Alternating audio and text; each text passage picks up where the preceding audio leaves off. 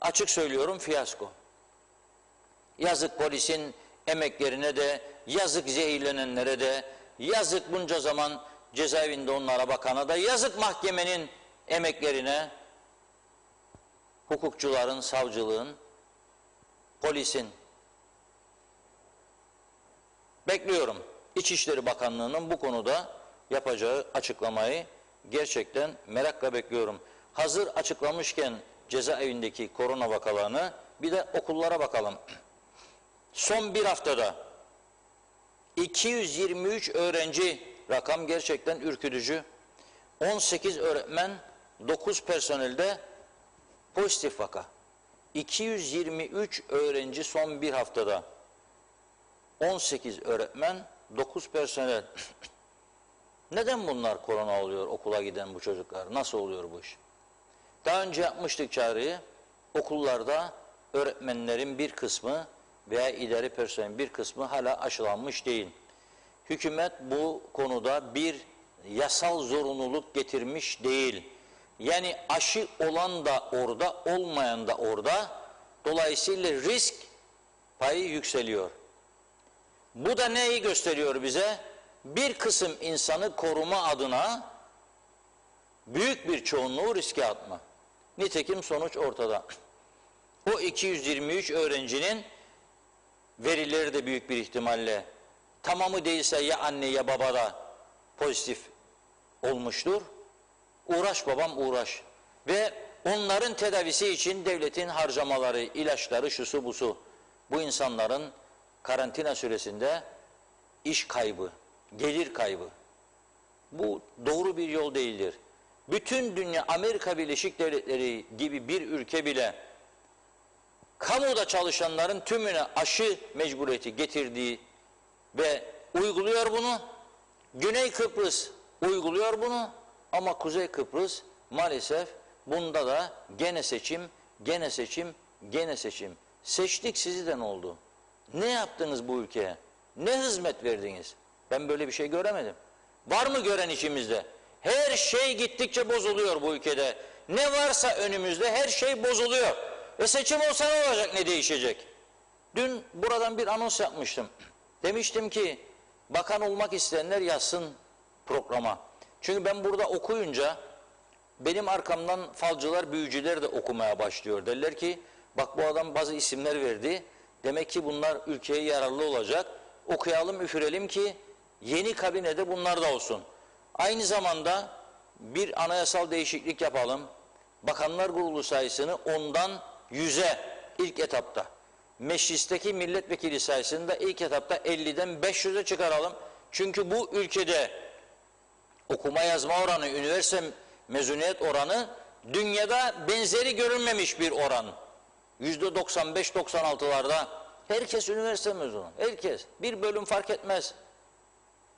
O zaman bu kadar üniversite mezunu olduğu bir ülkede ne olması lazım? Bir farklılık olması lazım ve Dünya Rekorlar Kitabı'na girmesi lazım. Biz işte tanınmıyoruz ama bütün dünyaya tokat atacak durumdayız. Herkese. Bakın bizde işte böyle 280 bin seçmenin olduğu yerde 500 milletvekili, 100 bakan. Her bakanın yanında 300-400 de bakmayan. Müsteşarlar, müdürler, kalem müdürleri, danışmanlar doldursunlar gitsinler. Zaten o zaman ne olacak biliyor musunuz? İşsizlik diye bir şey kalmayacak çünkü ancak yetecek işsizleri istihdam edecekler. Boşta biri kalmayacak. Tümünü doldursunlar. Herkes kamu görevlisi. Herkes kamu görevlisi. Ben kasapları anons ettim programın başında ama şimdi geri alıyorum sözümü. Kasaplar gitmesin. Seçim var, hazırlansınlar. Devlet memurluğuna. Bir şekilde kamuya girsinler. Bir şekilde. Bastırsınlar, girerler. İdari personelde olurlar. Gardiyanda olurlar. Kalkınma Bankası'na da girerler. Kalkınmayan bankasına da girerler. Kooperatife de girerler. Vakıflara da girerler. Süprüvex'e de girerler. Kop gaz var, girerler. Kop levazım var, girerler. Patlamış vaziyette oralar. Kop süt var, girerler. Çok var. kapasitenin 3 katı, 2 katı personel çalışıyor buralarda. Ve uyarılar yapıldığı halde hiçbir belediyeler var, belediyeler unutmayın. Belediyeler 28 belediye 10 yıldır bize martaval okuyorlar. Belediyelerin sayısı 8'de düşecekmiş. Ne oldu da düşmedi? Kim engelledi? Anastasiadis mi engelledi sizi? Recep Tayyip Erdoğan mı? Kim engelledi? Siz niye değişmediniz? Niye belediyeler 8'e düşmedi? Şimdi belediye sayılarını azaltmadılar. Şimdi mecliste eylem yapanlara çıkıp konuşma yapıyorlar. Diyorlar ki merak etmeyiniz, haklarınızın savunucusu olacağız. Hangi hakkın? Elektrik parasını ödemezmiş. Neden ödemez? Korona varmış. Koronadan öncekiler? Korona bizim için yok muydu? Biz ödüyor muyuz elektrik paramızı? 450'in üstüne geldiği zaman kesiyor mu bana sen elektriğimi? Bugün tabii elektrik konusunda çok daha önemli bir gelişme var. Onu konuşacağız. Sizler de dinleyip öğreneceksiniz. Bazıları bozuluyor. Niye onu bağladın, bunu bağladın? Gerçekleri kimden öğreneceğiz? İki tarafın da görüşlerini, muhalefetin de iktidarın da vereceğiz. Biraz sonra onu, ama şimdi bakanlık yarışını tamamlayalım, öyle başka konuya geçelim. Vatandaşlar nasıl bakıyor bu erken seçim olayına? Kendilerine teklif edilmesi halinde hangi bakanlığı yapmak isterler ve niçin buna talipliler? Bunları birlikte izleyelim, sonra yeni konumuza geçelim. Hükümetin istifasını nasıl değerlendirirsiniz? Çoktan beridir beklenen bir şeydir. Yani istifa etmemiş idiler daha önce ama hükümet yoktu vatandaşa göre. Size bir teklif etseler hangi bakanlığı istersiniz? Ben Evet. hiçbirini. Neden? Bu durumda hükümet etmek kolay değildir. Bu bir gerçek yani. Geç kalmış bir karar. Neden? Çünkü icraat yok. Vatandaşların, halkın sorunlarının çözümü konusunda herhangi bir çalışma yok. Ondan dolayı ise meclis şeyini kaybetmişlerdi, kimliğini. İlk seçildiği günden itibaren meclis, şu bakıyorsunuz son duruma, bağımsız milletvekilleri, parti kuranlar, partiden ayrılanlar, geç kalmış bir karardı. Keşke daha önce istifa etmiş olsaydı. Evet. Hangi bakanlığı isterdiniz? Şu anda herhangi bir bakanlık talibim olmazdı. Neden? Çünkü şu anda yapılacak herhangi bir şey, ne bileyim ben, icraatın başında olabilecek veya yapacak bir şey yok yani. Bence yapılması gereken en erken zamanda ki bir hükümetin bir karar alıp meclisten geçirip başkanın sisteme geçilmesi gerekir. Hükümetin istifasını nasıl değerlendirirsiniz? Yerinde. Neden? Çünkü toplanamıyorlar. Yani ne yasa geçirebilirler ne hep. İcraat yapıyoruz. Evet. İcraat yok. Vallahi iç işleri. Neden? İç işleri, çünkü memleketin sorunları hep iç işlerinde. Dış işleri de var ama iç işleri daha önemli. Daha önemli değil. Sorunlar oradan çözülüyor. Sorunlar orada. Peki bakanlığı aldığınızda yapacağınız ilk icraat ne olurdu? Vallahi insanların huzur ve güvenini sağlamak yani. İlk olarak onu. Bu sorun, çok sorunlar vardı. Yani belliydi zaten böyle olacağı. Beklediğiniz sürpriz olmadı. Evet. Her yönden sıkıntı vardı. Hükümet ortakları da kendi aralarında sıkıntı yaşadı. Parti kendi içinde sıkıntılar yaşadı. O yüzden bekliyorum. Allah. Maliye Bakanlığı. Neden Maliye Bakanlığı? Kasa boş. Kasayı doldurmak için bir şeyler yapmak lazım. Çalışıyordunuz. Çalışıyoruz. Vallahi yürütemedi. Demek ki başkaları gelecek demek ki yerine. Yürütemediği için ya ortaklıktan iş ettiler, olmadı. Bu şekilde devam edecek. Ya da başkaları gelecek. İçişleri Bakanlığı'nı istiyor. İçişleri Bakanı. Neden İçişleri? Yani ilk vatandaşlık işini düzeltsinler. Ne var vatandaşlık işinde? Mesela 4 sene olan vatandaş oluyor, 20 sene kalan vatandaş olamıyor. Yani onun şeyleri de var içinde. Mesela adam geliyor 4 senelik, adam geliyor 20 senelik. Sen 20 seneliğe vatandaşlık vermiyorsun, Torpil dönüyor onun içinde demek ki. Yani adaleti sağlasın. Evet, adaleti sağlasınlar onun içinde. Nasıl değerlendiririm? Olması gerek buydu. Neden böyle?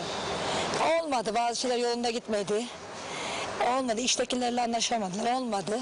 Kendi aralarında. Kendi aralarında sorun çıktığı için, olmadığı için, olması daha hayırlı ülkemiz için. Hangi bakanlığı isterdim? Çalışma ve Sosyal Güvenlik Bakanlığı'nı isterdim.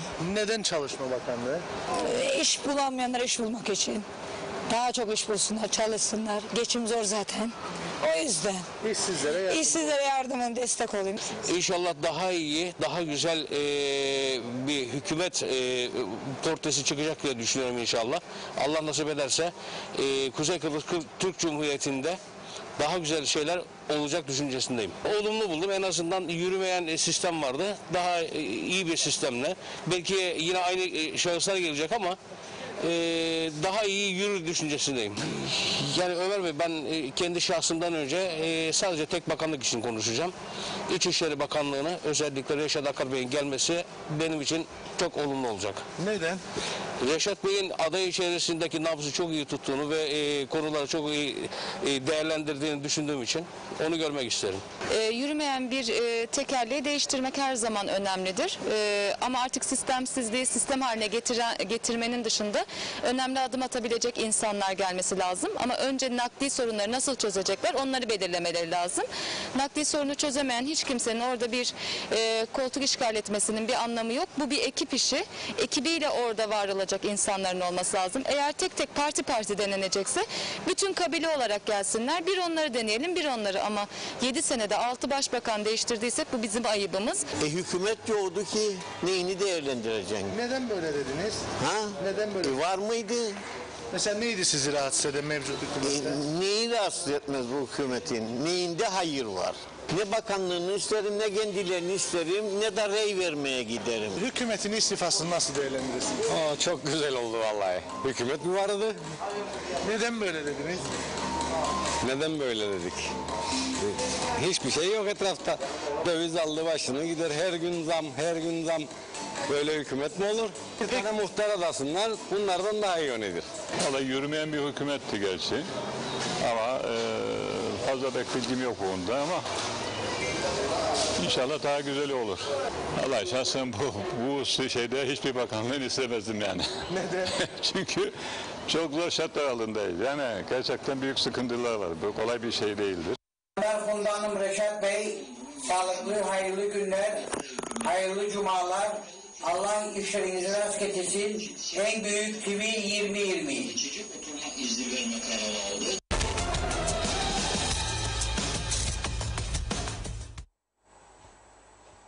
Evet, görüntüleri izledik, yorumları dinledik. Hangi görüntüleri izledik? Buyurun Reşat Bey.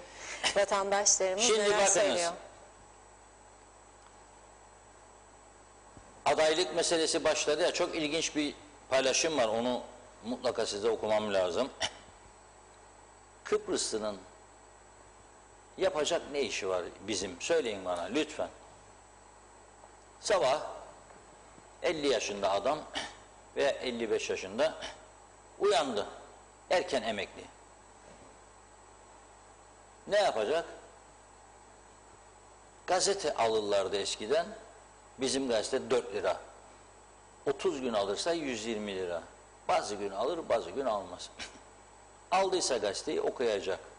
Sonra bir televizyonlara bakacak. Sonra tabii kahvaltısını yapacak bu arada.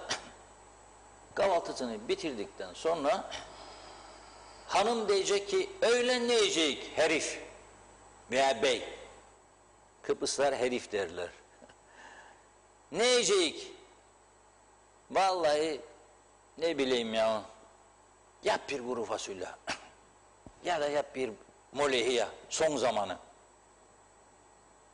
Öğlen yemeği yendikten sonra kahveler içilirken akşama ne yiyecek? Kalk gidelim bakkala. Alalım bir bulli. Yani piliç. Gelelim akşama bir makarna bulli. Bitti mi gün bitti.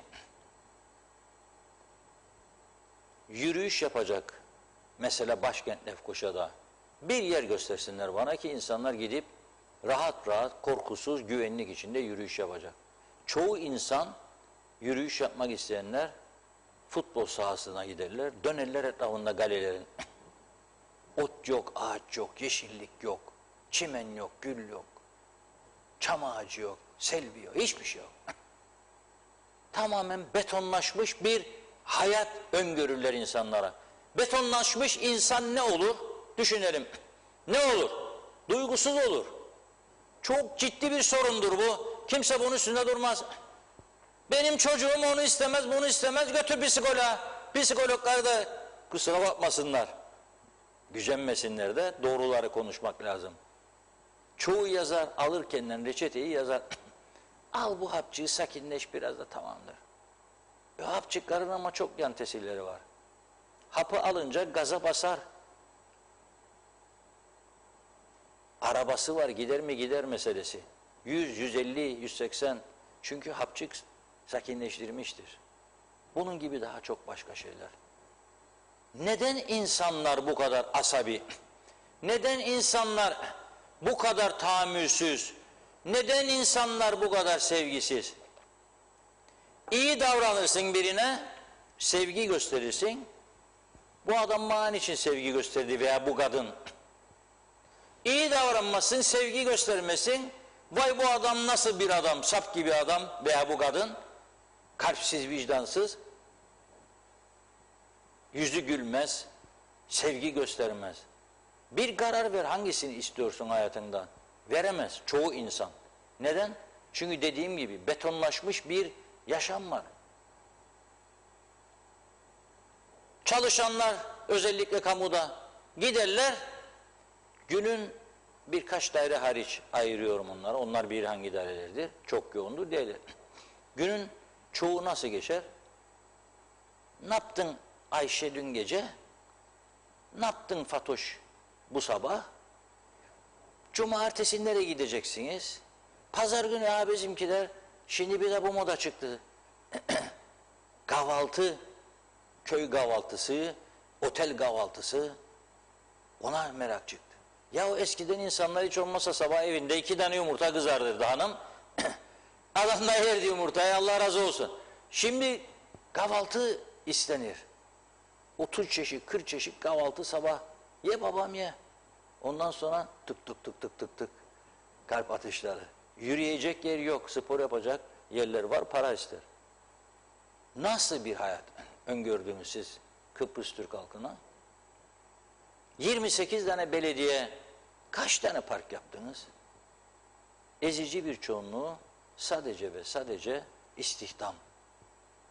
İstihdam üstüne istihdam. Arada bir Atatürk heykeli mesela, büyük bir olay.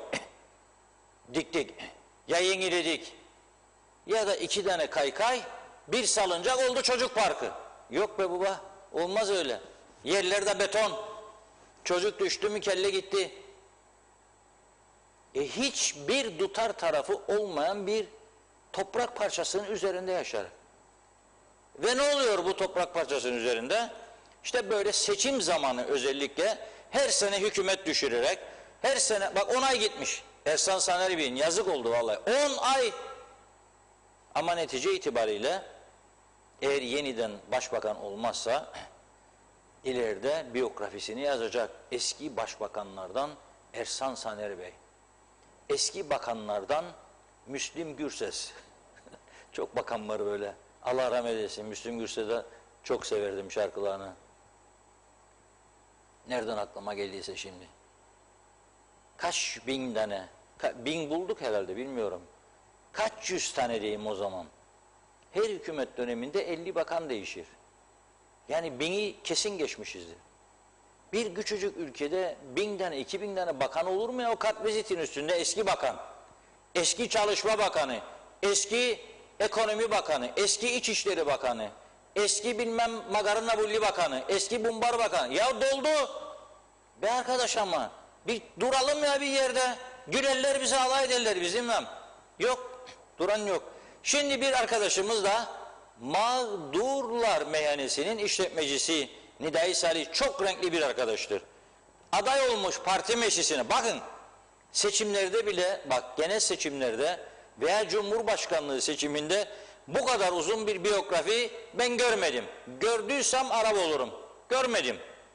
Nida'yı ama kendini anlatmak için, parti meclisi üyesi olmak için UPP'den bir paylaşım yapmış. Şöyle diyor, Nida'yı Saliş kimdir diyor. Atatürk ilkelerine bağımlı, Mağdurlar Meyhanesi'nin sahibidir. Restorancılar Birliği Genel Sekreteridir. Emlak dünyası ile çalışmaktadır. Ha şimdi gözün aydın Nida'cığım, öğrenciler geldi, 250 sterlin, 300, 500 ver gitsin. Balıkesir Spor Kulübü yöneticisidir. Hasbulat Spor Kulübü yöneticisi. Bir tane de etmedi Nida'ya. Sayprofon kanalında oyuncudur. Avcılık camiasının yakın dostudur. Hayvancılık camiasının her zaman yanındadır. Bisiklet sporunda birçok ödülleri vardır. Çiftçiler Birliği'nin kader arkadaşıdır. Olta balıkçılığında şampiyonlukları vardır. Bizde de gönder, o balıklardan görelim, görmedik hiç. Turizmcidir. Kamuda şube müdürlüğü yapmıştır. Polis olmadığı halde gönüllü polislik yapandır. Yapmış olduğu yardımları gizli tutandır. Vatanseverdir.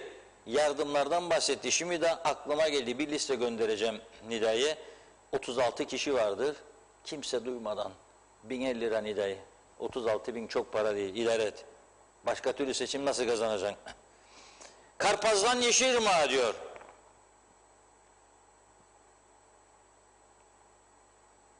Nerede kaldık? Karpaz'a geldik değil mi? Karpaz'dan diyor Yeşilırmak'a kadar her yerde Baki dostlukları vardır.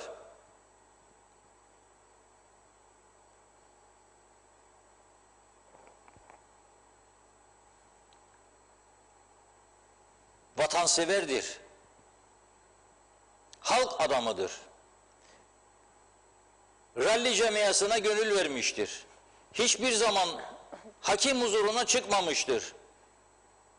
Birçok okulların yanındadır. Fenerbahçelidir. Ha bunda uyuştuk. Güzel oldu bu. Kötü gün dostudur.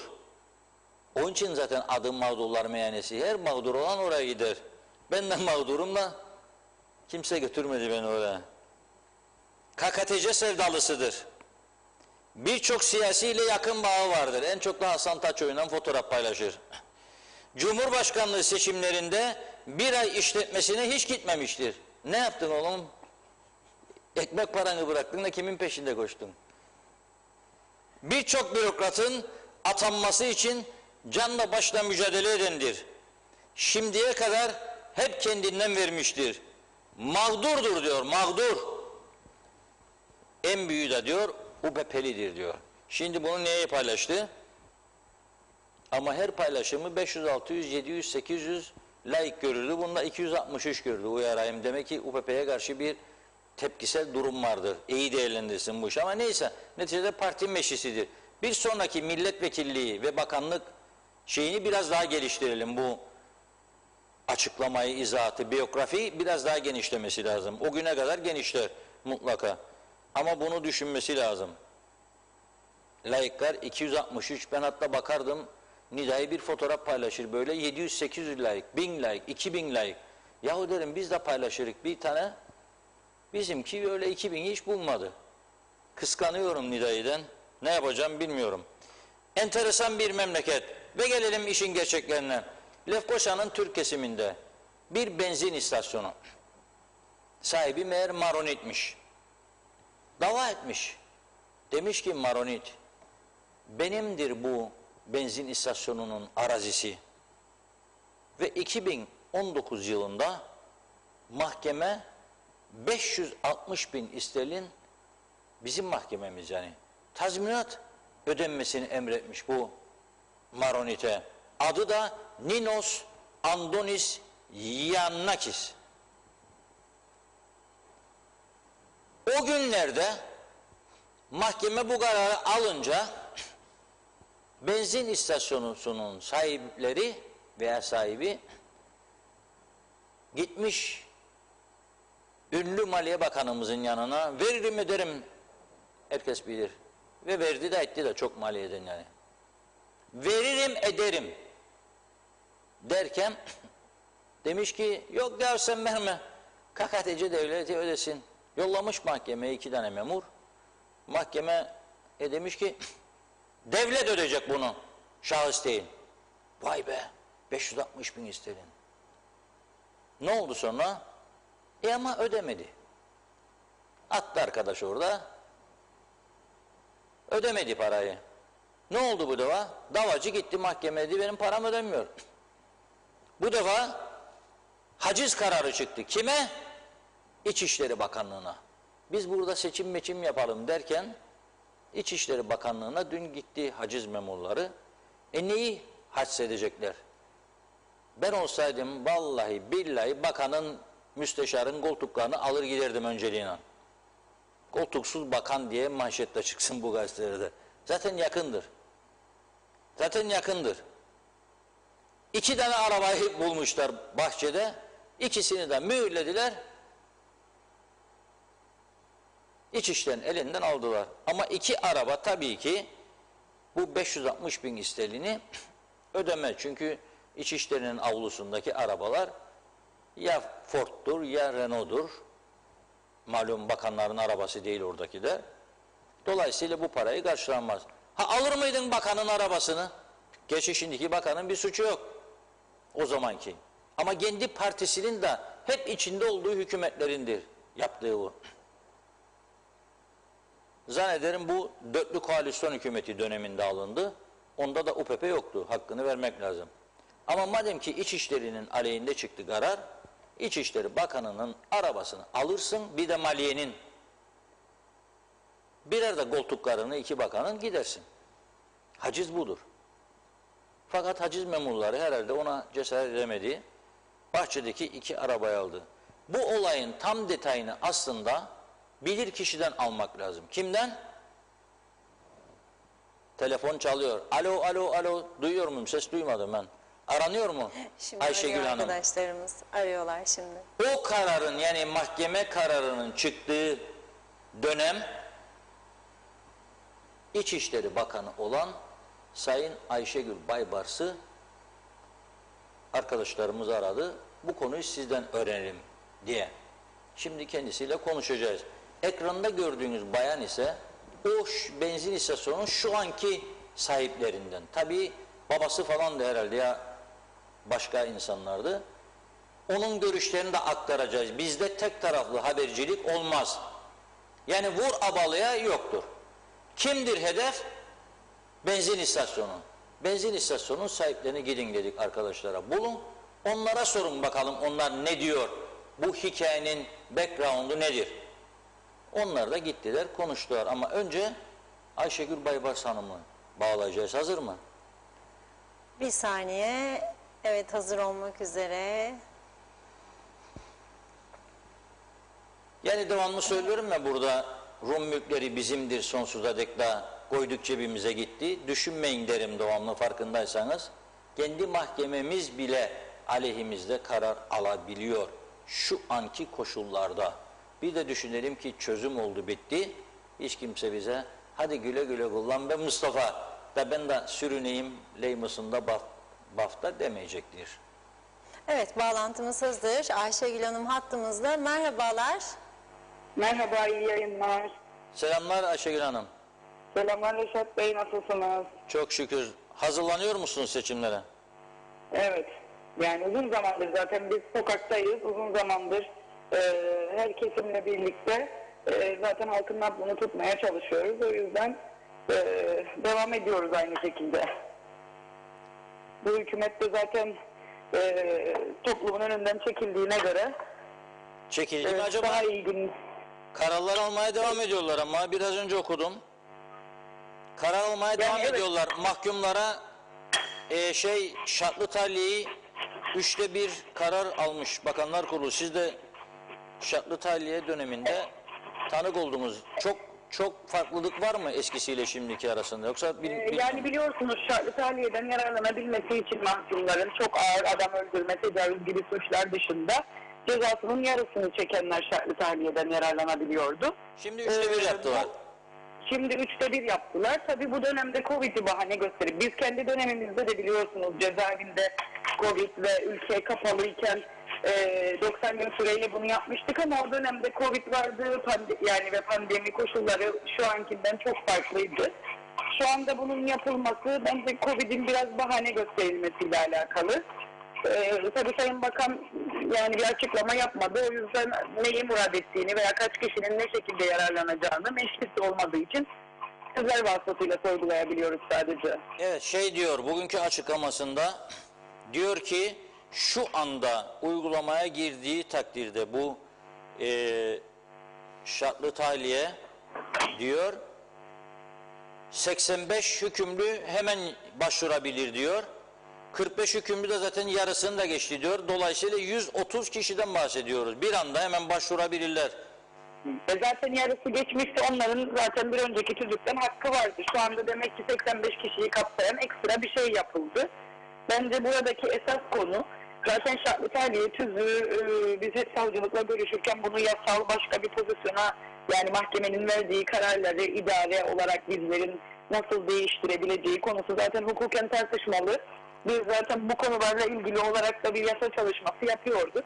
Şimdi böyle bir durumda gerekçesinin açıkça belli edilmesi gerektiğini düşünüyorum ben. Yani gerekçesi önemli. Çünkü o zaman yarın bir başkası gelir, 1/3 değil, daha az 30 gününü çeken der. Yani neye göre, neden bu ihtiyaç hasıl oldu? Esas sorgulanması gereken konu bu bence. Bir de tabii her mahkum başvurabilir mi buna? Yani büyük uyuşturucu kaçakçısı, satıcısı. Yani uyuşturucu başvurabiliyor. Adam öldürme ve tecavüzde de 5'te 3'ünü tamamlamanız gerekiyor. Yani herkesin başvuru hakkı var. Sadece işte ağır nitelikli tecavüz suçlarında başvuru hakkı yok ama onun dışında adam öldürme suçları da yararlanabiliyor. Sanırım onu değiştirmediler. Yani o 5'te 3 olarak kaldı. Ama uyuşturucu suçları evet 3'te 1'e düştü onlarda. Evet, şimdi gelelim bu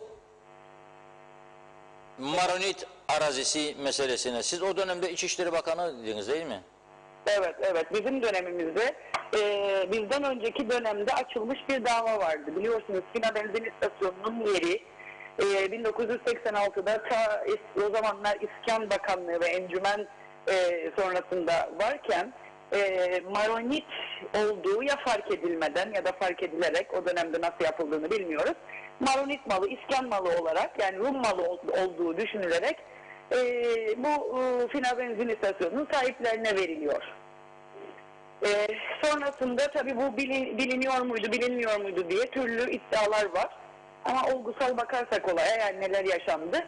Sonrasında Maronit geliyor ülkeye ve diyor ki, zaten Rum tarafında yaşayan bir kişi, geliyor ve diyor ki burası benim malım, burayı siz başkasının koçan veremezsiniz diyor. Hakikaten de yasaya göre haklı, bunun koçanı değişemez. Ve bir dava açıyor. Biz davada İçişleri Bakanlığı'nı dava ediyor. Biz davada diyoruz ki Maronit haklı, bu yanlış yapılmış bir şey. Dolayısıyla Maronit'e malını iade etmemiz veya tazmin etmemiz gerekiyor. O dönemin Maliye Bakanı diyor ki tazminatı kim ödeyecek?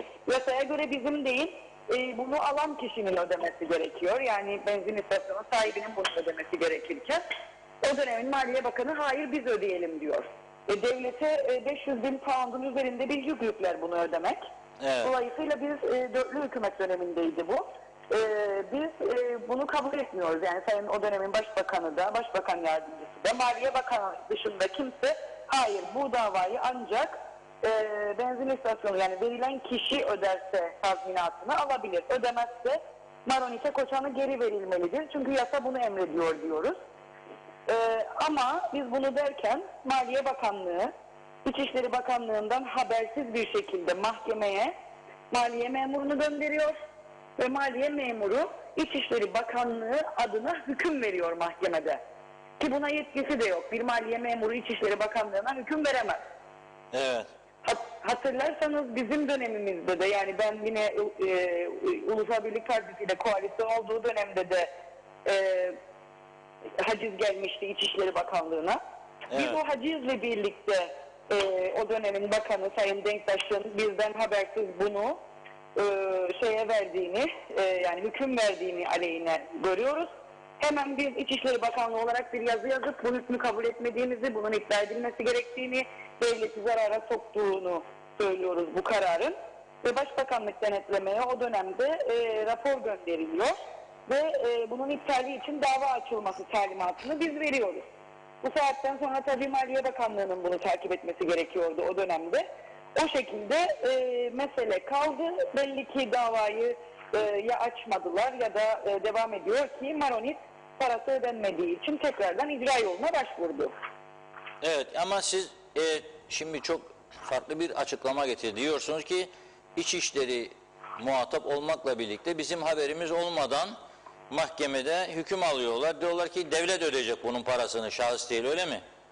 Evet, bakın biz hatta savcılığa yazı yazıyoruz ve savcılığa diyoruz ki İçişleri Bakanlığı adına mahkemeye biri gelmemişken maliye memuru olduğunu söyleyen bir kişi nasıl İçişleri Bakanlığı adına mahkemede 500 bin sterlin için hüküm verebilir diyoruz. Yani bu ciddi bir ihmal, yapılmaması gereken bir şey.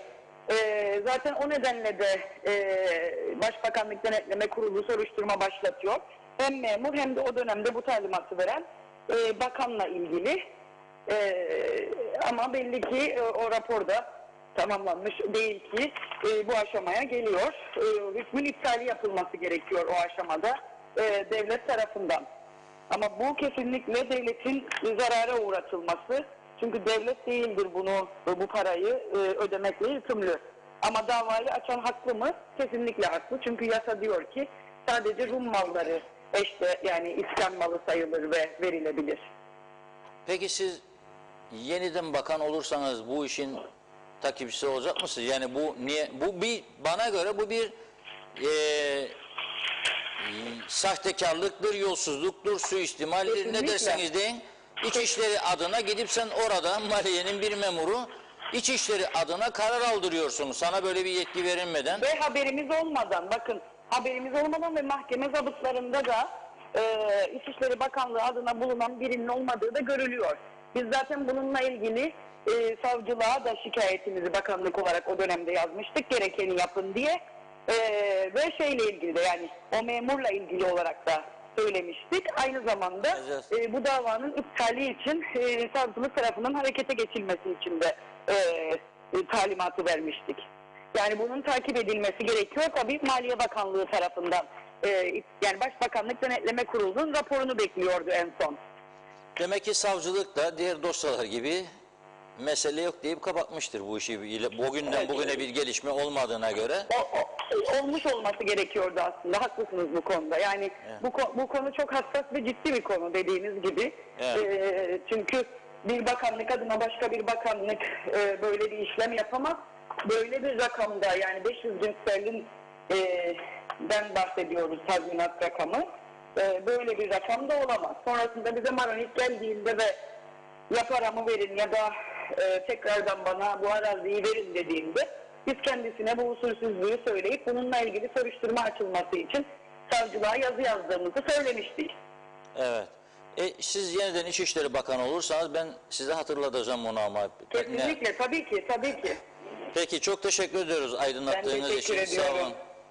Kolay gelsin. Sağ olun, İyi size de. Teşekkür ederiz. Evet, şimdi dinlediniz değil mi?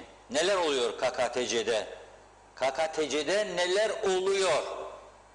İçişleri Bakanlığı'nın yetkisinde olan bir konu ya maliye müdahale ediyor. Git sen mahkemeye diyor bir memura. Söyle der biz ödeyecek devlet olarak bunu. Tamamdır, bitti bu iş, kapandı, hadi. Ya böyle bir şey olabilir mi ya? Ya siz spor kulübünü bile böyle yönetemezsiniz. Yok devleti. Kimin malını, kimin parasını? Cebinden mi veriyorsun ya sen 560 bin lira? Bonkör sen bu kadar ver cebinden göreyim bakayım. Nereden veriyorsun bunu?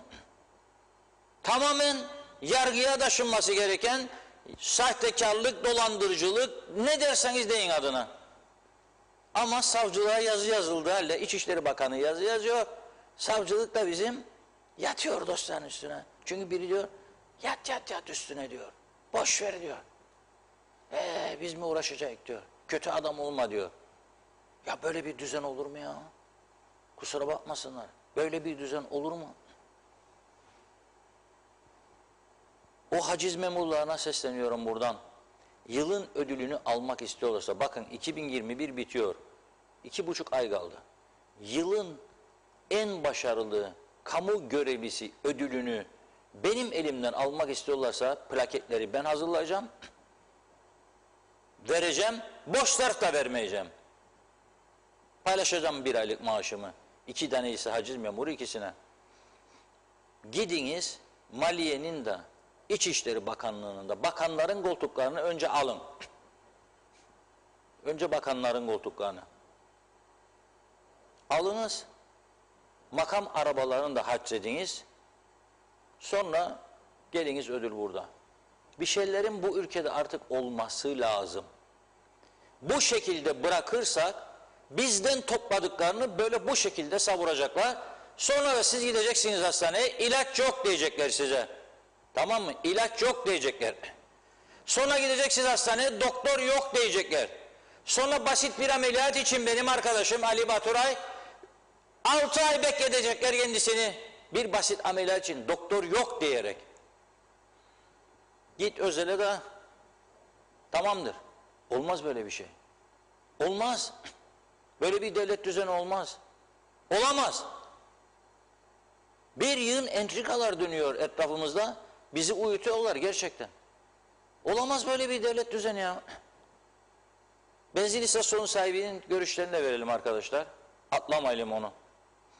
Uzun yıllar önce biz burayı, daha doğrusu aile büyüklerimiz, dedemin olduğu dönemden devlet tarafından bize burası satıldı. Biz burayı satın aldık. Hatta önce bir kira sözleşmesi vardı. Uzun yıllar kira ödendi. Daha sonrasında da satın alındı burası devletten. Ne olarak almışsınız burayı?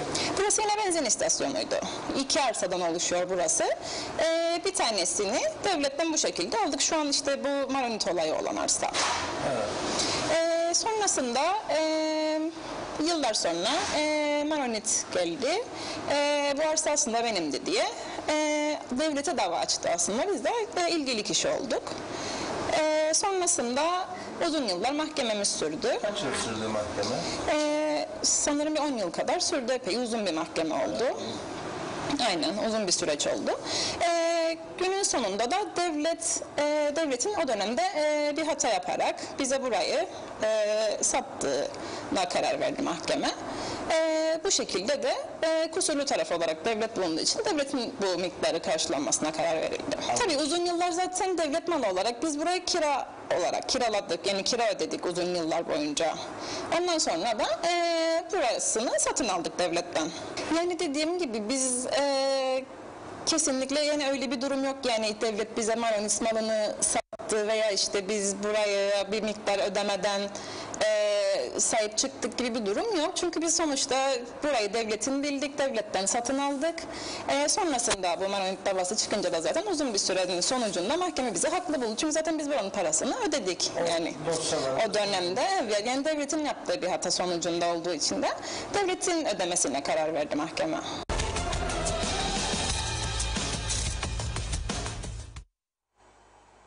Evet, gördünüz değil mi? Lefkoşa'daki Fina benzin istasyonu. Ne diyor şu anki mal sahipleri?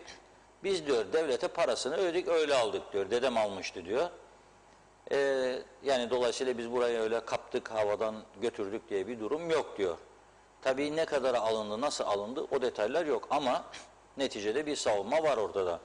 Fakat burada tekrar ediyorum, önemli olan mevcut o zamanki KKTC yasaları da nasıl çıkıyordu biliyorsunuz değil mi? Yani biri gidiyordu Cumhurbaşkanımıza, Cumhurbaşkanına efendim böyle de veya Başbakan'a bir yasa tasarısı hazırladık. Rum malları bizimdir, kullanalım gitsin. Tabii senin gibi görünür. Çünkü sen bayrağı dikmişsin, silah da orada.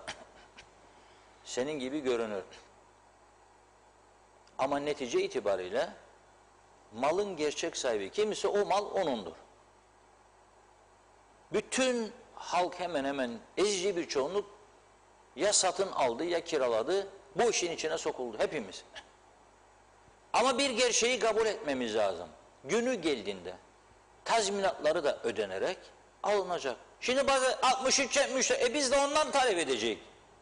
Ne etmiyoruz bu kadar zamandır? Biz de onlardan talep edeceğiz bu 63-74'te yakıp yıktıklarının parasını.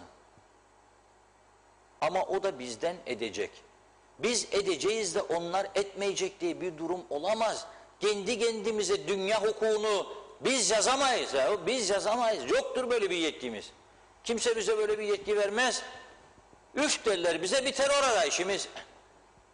Ama sen bir şekilde milletvekili oldun bu dünyanın tanımadığı toprak parçasının üzerinde, kendine milletvekili diyorsun, bakan diyorsun ama sen ve ben böyle diyorum. Başkası demez. Ve sen bu yetkiyi kullanarak sanki bu uluslararası alanda geçerli bir sıfatmış gibi ve sanki ne söylersen sen o bir kesin kapı kadar hükmedermiş gibi yönlendiremezsin bir ülkeyi. Günü gelir sana bunun hesabını sorarlar. O gün sormadılar. Ama sormayacakları anlamına gelmez. Kimse çizmesini aşmamalı. Neyse çizgi orada durmasını bilmeli herkes. Gidip başkasının evine şu anda biz tecavüz edebilir miyiz? Komşunun evine. Yasak mı bu? Yasaktır.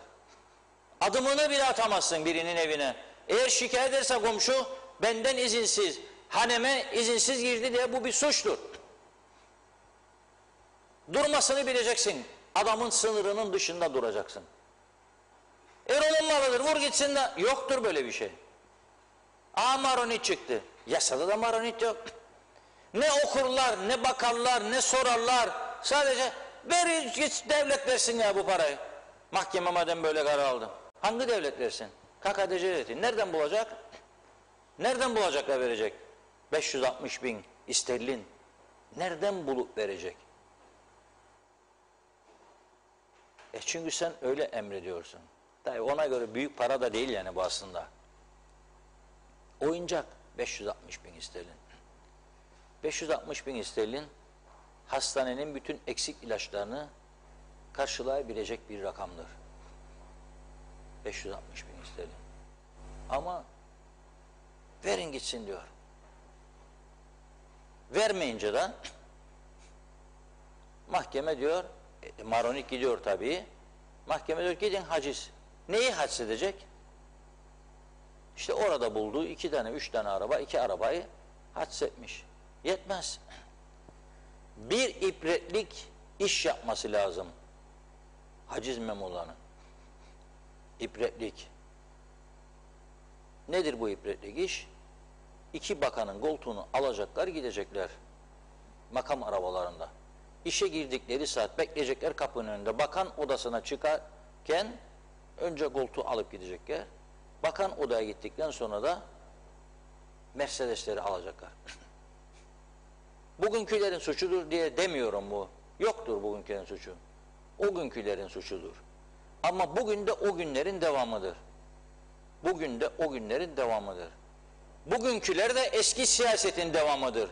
Aynı insanlardır hep son zamanlarda bu sahnede yer alan. Gider bakan olur, bir dönem olmaz, sonra gene gelir bakan olur. Gider gene gelir bakan olur.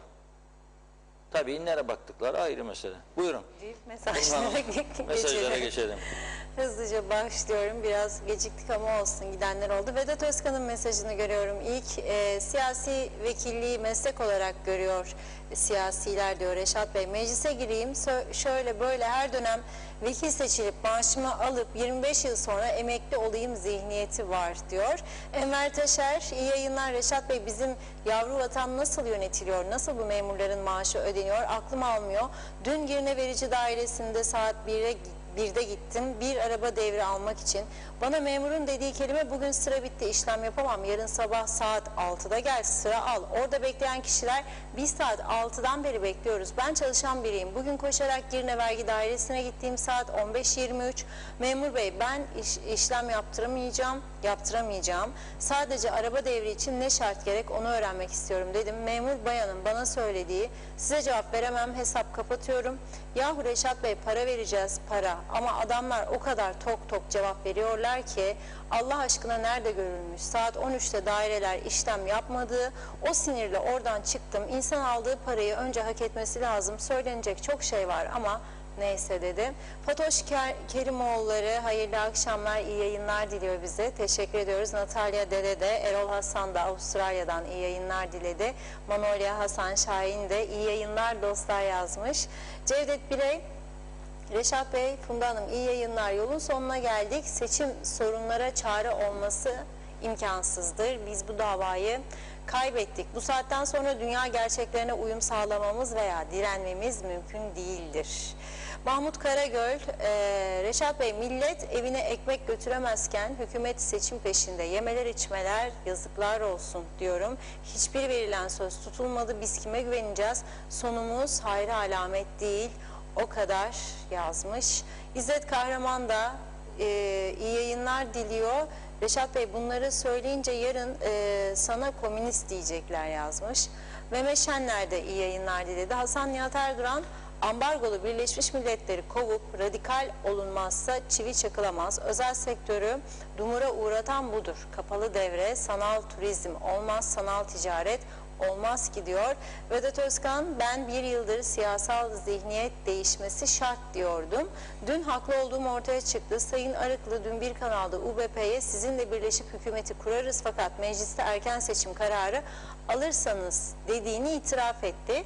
Seçim bitmiş, hükümet kurulmamış, hala ilk iş olarak erken seçim hesabı yapıyorlar. Bunu gören muhalefet de erken seçim istiyor. Halkın bu gerçeği görmesi gerekir. Halkı düşünen yok. Bu yüzden 24 başarısız hükümet halkı hüsrana uğratmıştır. Baybars Özcömert, Sayın Akar, bence Cumhurbaşkanı meclisi feshetsin, müsteşarları da bakan atasın. Çünkü milletvekilleri halkla dalga geçiyor.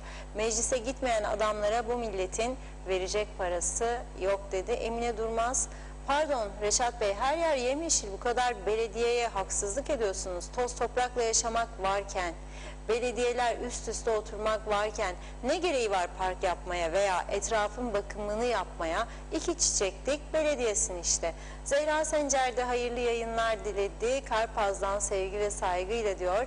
Seçim atamalar varken halkı, vatandaşı düşünme vakitleri mi var? Ama bunları da seçen yine bizler, hakkımızdır demiş.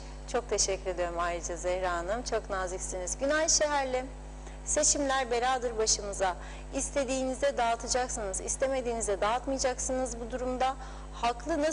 Halkı nasıl kucaklayacaksınız? Yalan üstüne yalan, 40 yıldır harcadıkları paraları kim soracak? Var mı öyle bir yok? Belli ki Cumhurbaşkanı kendine uyumlu hükümet istiyor. Konuşurken bunu teyit ettim. Zamlar geliyor, pahalılık devam edecek. Kimse memnun olmadığına göre beceriksizliğimizin sonu budur. Ana vatana şükretmek, teşekkür etmek yeterli değil. Parayı alacaksınız, iş yapmayacaksınız, ülkeyi bu duruma düşüreceksiniz. Vekiller de bizler de suçluyuz. Aklımızı artık başımıza alalım. Hem halka hem hükümete yazıktır, günahtır. Bunları sorgulayan yoksa bir adım gidemeyiz. Acaba deprem olsa düzelir miyiz diye düşünmeye başladım. Ülkenin durumu ortada. Kurtuluş çaremiz nerede acaba diyor. Hasan Nihat Erduran, Nidai Sadiş için yorum yapmış. Güzel insandır, hayırlısı diyor. Can Gürpınar, Reşat Bey bombasınız demiş.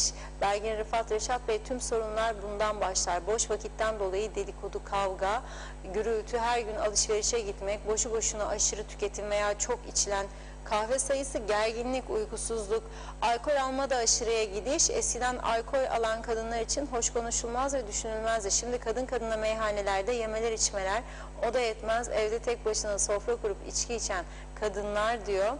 Sigarayı ellerinden düşürmezler. Kendi kendilerini kandırırlar. Çalışırlar, kazanırlar, yerler, içerler. Afiyet olsun, fazlası zarar ve tabii çocuklara da bol bol harçlık verirler. Bu çocuklar bu parayla ne yapıyor diye bakmazlar. Bilmiyorum Reşat Bey, eskiye dönüş olamaz ama dönüp bugüne bir bakmak ve biraz toparlanmak gerekiyor düşünüyorum demiş Belgin Hanım da. Gürkan Giritli iyi yayınlar diledi ve Bir diğer mesajında 5.000 civarı kamudaki araç derhal satılmalı diyor. Çok ciddi maliyetleri var. Zehra Sencer, iyi ki varsınız. Mahrumiyet bölgesinde sizleri evimize misafir eder de gündemi takip ediyoruz yazdı. Hasan Nihat Erduran, eş değerini almışsa yurttaş devlet sorumludur tabii ki dedi. Gürkan Giritli taşınmaz mal komisyonu ne durumda diye sormuş. Ayşegül Hanım kaç kişiyi vatandaş yaptı diye bir diğer mesajında da eklemiş. Hasan Nihat Erduran, benim evin toprağı eşdeğerden müteahhite geçmiş, ben almışsam ne suçum var? Buradan kimse bana borç yazamaz. Türkiye tankları bile beni atamaz. Kimse Lolo okumasın diyor. Koçan veren devlet sorumludur. Maronit de diyor Rum Milli Muhafız Ordusu'nda askerlik yapar ve seferi askeridir. Bu da belirleyici bir vakadır demiş. Gürkan Giritli, elektrik kurumu arabalarıyla zeytin toplamaya ne demeli dedi.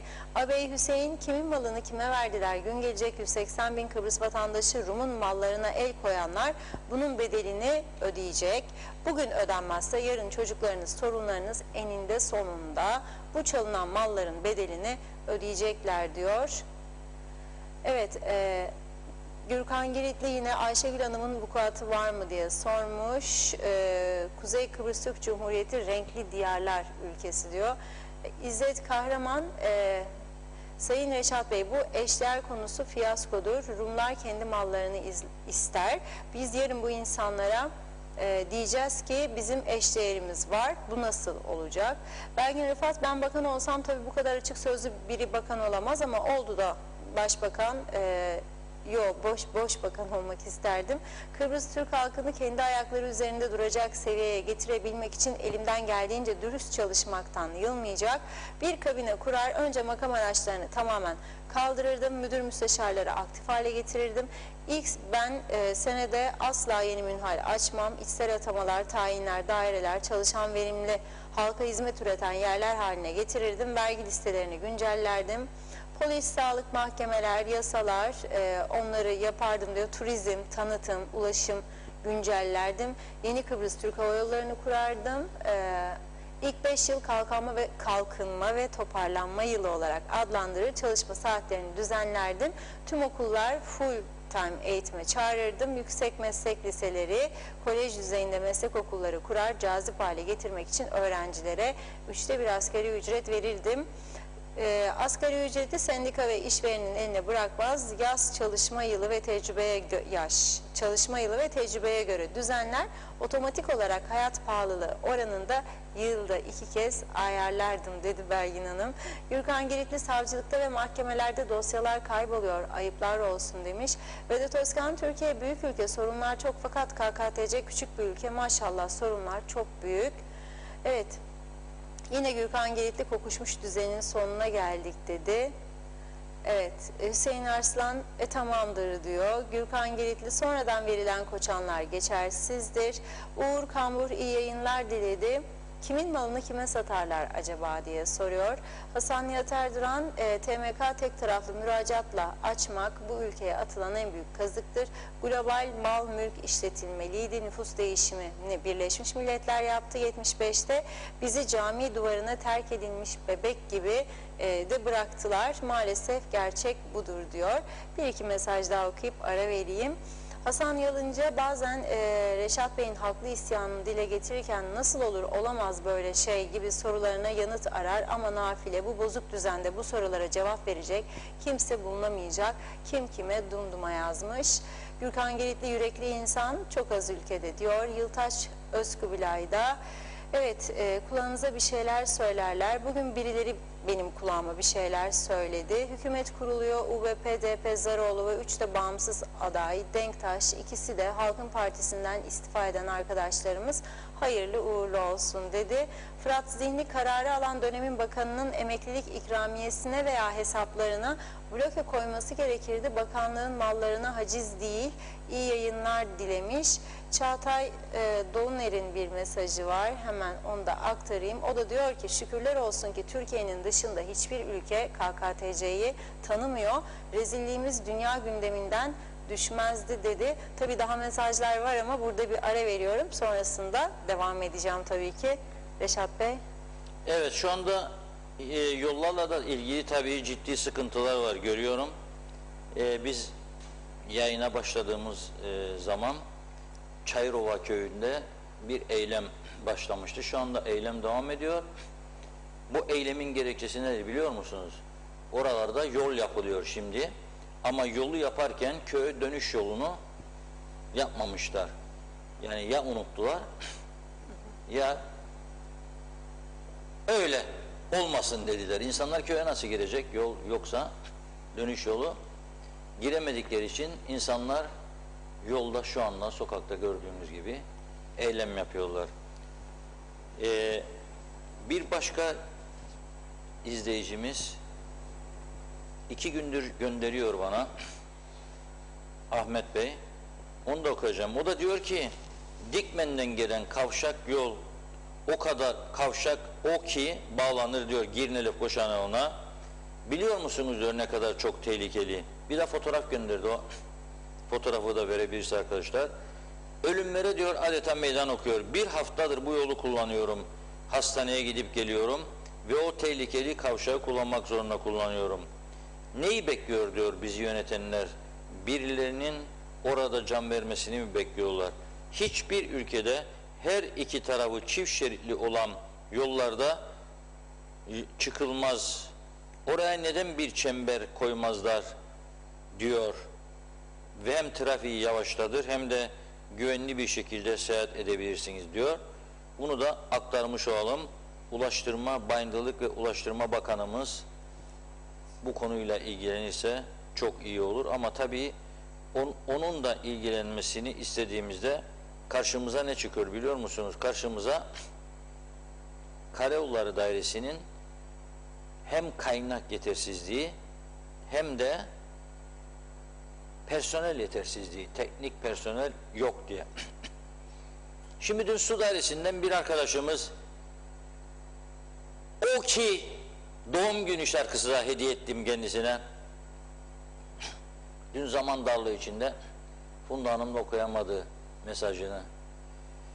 Ne diyor alay edersiniz, küçümsersiniz diyor su dairesi falan. Ben dün su dairesi hiç bahsetmedim. Nereden geldi, rüyasında mı beni gördü ya su dairesi. Ama daha önce çok bahsettim. Bahsetmeye de devam edeceğim. Tamamen verimsiz bir daire. Siz orada çalışırsınız da gece bir vakti su patladı, boru da sana bildirdi de gittin. Sen yapmış olabilir mi Lali bunu? Genel olarak bakıyorum. Senin su dairen zero hizmet. Personel yok, araç gereç yok, hiçbir şey yok. Senin daire müdürün der ki bir olay olduğunda gönderecek aracım yok der. Araç var, benzin yok der. Yok babam yok. Yok. Karayolları Dairesi var, adı var. Kendi yok. Hizmet yok. Müdür der ki elektrik lambası devrildi değişik eder size lamba yanmaz. Yoktur param yahu diyor. Kapatın daireyi diyorum ben de. Kapatın. Olur mu derler bana şimdi politikacılar. Nasıl kapatacak ya Karayolları? Be arkadaş. Sarayönü'nde 4 tane sandviççi var mesela 5 tane ya 3 tane. Gittin sen de açtın oraya bir yer, götürdün bir arabacık, taze sandviç var burada diye. Gelmiyor sana birisi. Ne yapan gelmeyince? Dükkanı kapadın giden. Başka iş aran. Ya başka yere götürün seyyar aracını, orada yapan sandviçini. Çare üretin yani. Devleti sen ben yapamaz mıyım bunu? Yapamazsın. Devleti sen yapamazsın. Kalacak diyor orada. 140 kişi ödeyeceğim her ay. Ama bir lambayı değişemeyeceğini söyleyecek bana. Bugün gene baktım Alsancak Girne arası birçok tabellanın önünü ağaç boyuna gelmiş, otlar kapamış. Kimsenin gördüğü yok. Kimsenin umursadığı da yok. Anla diyor. Turistler görsün nereye gider yol. Kapanmış önü. Hiçbir şey görünmüyor. Bu nasıl bir ülke ya? Bu kadar sorumsuz, bu kadar umursuz, bu kadar vurdum duymaz. Neyin seçimini yapıyoruz biz ama? Her seçim. Neyi değiştirecek? Sorarım bir tanesi çıksın. Mevcut parlamentodaki partilerin tümüne. Karayolları Dairesi'ni kapatmaya ve su dairesini, elektrik kurumunu, telefon dairesini var mı cesaretin sorarım. Söyle bana. Yok diyecek. Hele elektrik kurumunu, sendika Gök kubbeyi başınıza indirim dedi. Onlar da soktuk havaya. İndirme be Kubilay diyorlar. Aman be Kubilay acı bize diyorlar. Kubilay da bunları korkuttu. Elektrik kurumu. Ben kendimi bildim bileli bu meslekte. Hep problem, hep problem, hep problem. Hep istihdam yeri. Alamıyoruz maliye diyor, senin çocuğuma elektrik kurumu olacak diyor. Çünkü daha iyi maaşçık var orada. Gören orası daha uygun. Yönetim kurulu da bizdendir. O gelir başka partinin yönetim kurulu gelir, o alır. İhtiyaç vardır yoktur bakmazlar.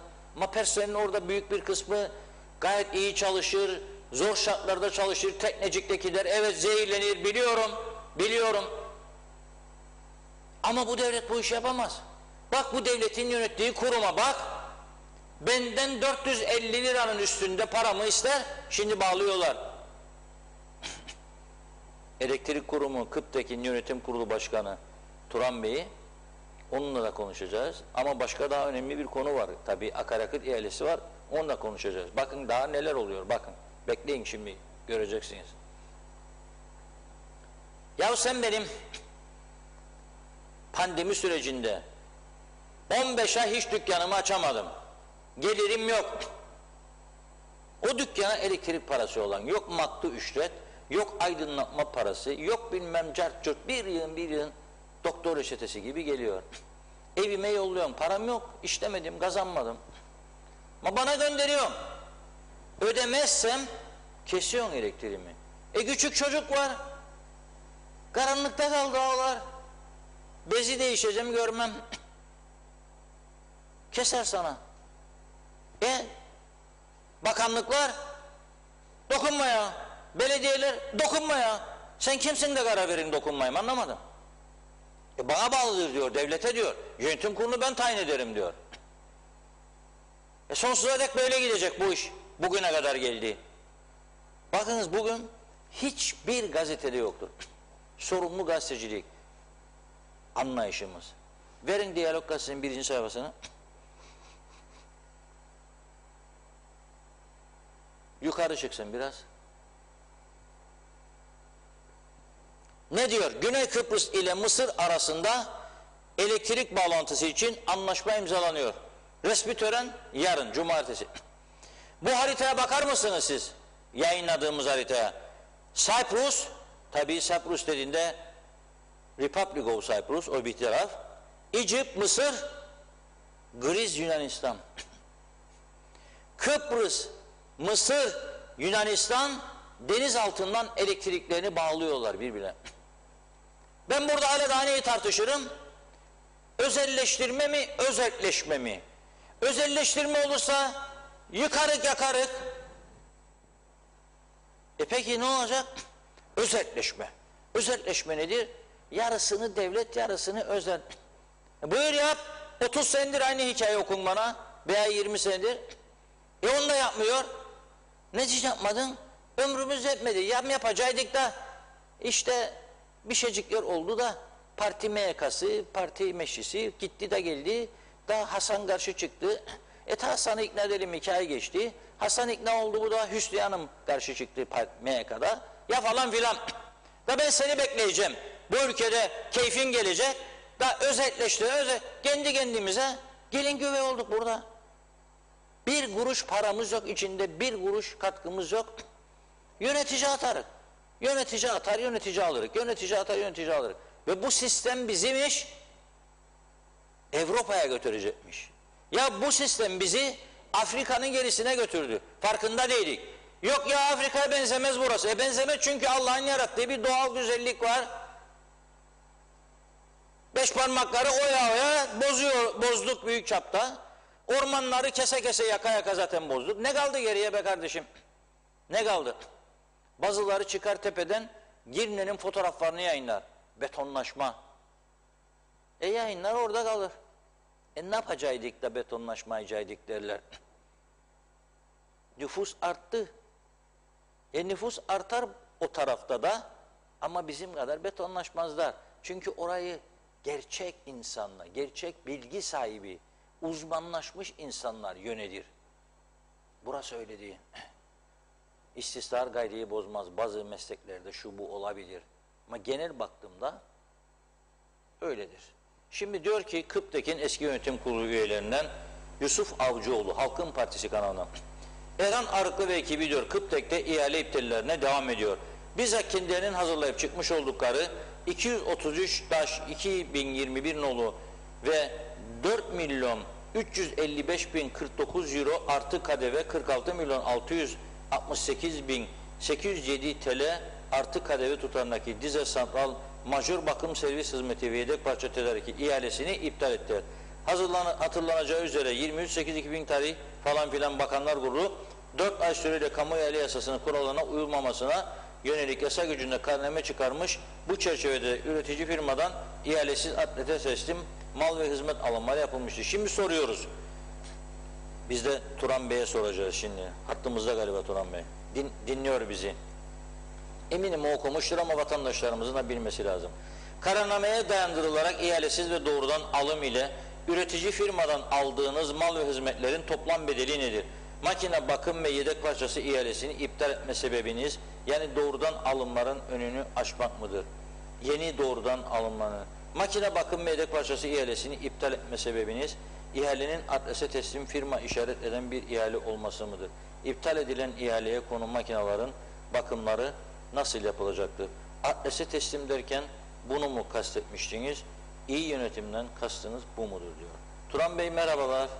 Merhaba Reşat Bey. Merhaba Funda Hanım. Merhaba. Evet, Funda Hanım da bugün özel olarak Cuma'ya uygun bir hazırlık yaptı. Farkındasınız değil mi? Nasıl? Hafta sonu geldiğimi daha şık giyiniyor hanımlar. Ne güzel, ne güzel.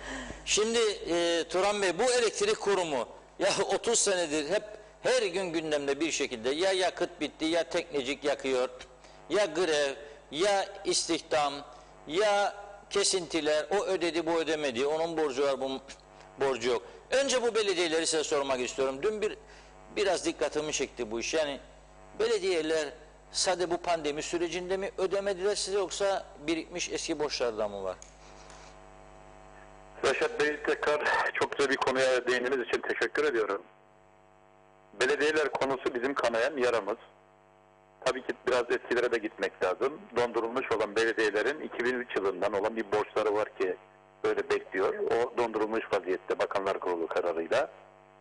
Mütakiben bu yıl içerisinde çıkartılmış bir yasa gücünde kararnameyle beraber belediyelerin faizlerinin %90'ı artı ana borçlarının 10 yıllık süreye aktarılmasıyla ilgili, bölünmesiyle ilgili bir yasa gücüne kararname çıkartıldı. 2 belediye haricindeki tüm belediyeler bu başvuruyu sağladılar. 31 Ekim tarihine kadar bu sözleşmeler imzalanacak ve belediyelerin katkılarından bu para kesilecek, maliyeye aktarılıp kuruma aktarılması sağlanacak. Ama bu hangi tarihi kapsıyor? 31 Aralık 2020 tarihine kadar olan süreyi. Kısacası 10 aylık bir borç var ki bunlar aktif borçlardır. Bütün o geçmişteki borçlarını bir kenara bırakalım. 1 Ocak tarihinden günümüze kadar olan, yani 1 Kasım tarihi olarak değerlendiriyorum olan sürece bakıldığı zaman müthiş bir borç var ve bu borç toplanamaması dolayısıyla kurum büyük bir maddi kaynak konusuyla ilgili sıkıntı yaşıyor.